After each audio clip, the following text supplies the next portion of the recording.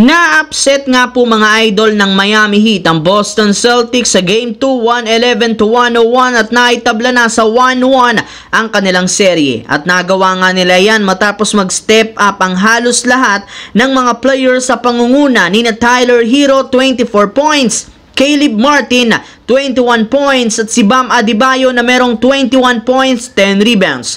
Tumulong rin naman dito ang kanila pang mga teammates na sina Jaime Jaquez Jr., 14 points at si Nikola Jovic 11 points. Yes mga idol, halos lahat nag-ambag upang makagawa ang Miami Heat ng history sa pagtatala nila ng 23 3-pointers.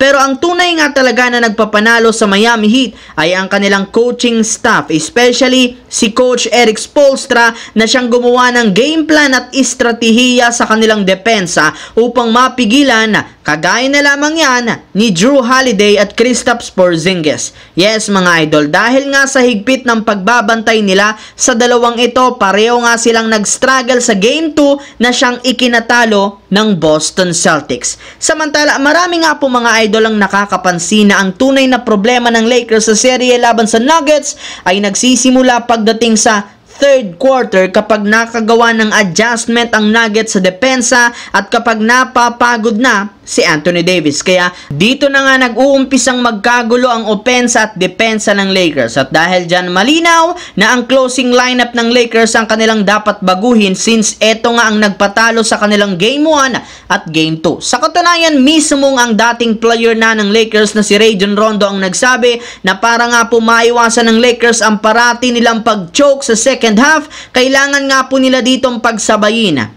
sina Anthony Davis at Jackson Hayes sa front court. Sa ganyang paraan, hindi sila madodomina ng Nuggets, especially ni Nikola Jokic sa ilalim since hindi nga agad mapapagod dito si Anthony Davis. Bukod nga po kay Rondo, sinabi rin naman ni LeBron James sa kanyang head coach na si Darvin Ham na dapat nga pong ipasok at paglaruin ng kahit sino mang player sa kanilang lineup kapag ito ay merong mainit na shooting since hindi nga sila pwedeng mag-aksaya ng opensa kapag kalaban nila ang Denver Nuggets. Hindi na rin naman nga po ganun kagandahan ang kanilang kalagayan sa serye kaya kailangan nga po nila ngayon na maging desperado. Sa kabilang banda, simula nga po ng mabao ng Phoenix Suns 0-2 sa Minnesota Timberwolves, marami nga po sa kanilang mga fans ang nawawala na ng tiwala. Ngunit ayon rin naman nga po sa naging pahayag ni Devin Booker, kahit man baon sila sa 0-2, hindi pa rin naman nga tuluyang tapos ang serye kaya hindi pa sila o may pag-asa pa rin sila na makabawi sa susunod na laro, lalo na ang pagbabalik home court para sa Game 3 at Game 4. Ayon rin naman kay Kevin Durant,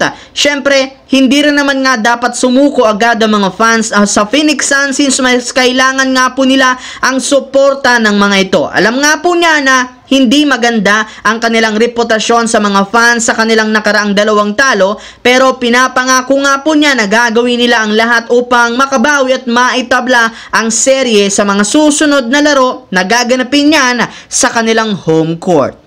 So yun lamang mga idol ang ating bagong video na ating pinag-usapan ngayon dito sa aking YouTube channel. Once again, this is your J-Zone TV. Don't forget to subscribe at syempre pindutin na rin ang notification bell sa aking channel para lagi kayo maging updated sa mga nangyayari sa NBA. I-follow nyo na ang ating Facebook page, J-Zone TV. Maraming salamat mga idol.